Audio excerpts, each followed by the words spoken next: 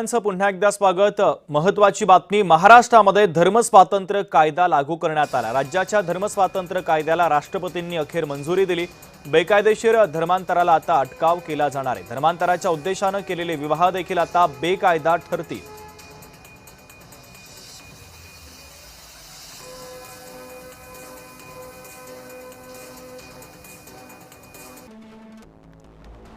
तर धर्मांतराच्या उद्देशाने केलेले विवाह आता कोर्टामध्ये बेकायदा ठरवता येतील। या कायद्यात कोणत्या महत्त्वाच्या तरतुदी आहेत ते आपण पाहतोय।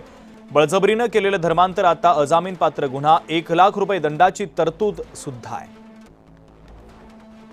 यासोबतच आंतरधर्मीय विवाहातून झालेल्या मुलांना आईचा मूळ धर्म आता लागेल। स्वेच्छेने धर्मांतर करू इच्छिणाऱ्या व्यक्तीला जिल्हा दंडाधिकाऱ्यांकडे 60 दिवस आधी लेखी सूचना देणं बंधनकारक असेल। तर धर्मांतराबाबतच्या कायदेशीर बाबी पाळल्या नाहीत तर ते धर्मांतर बेकायदेशीर ठरवलं जाईल।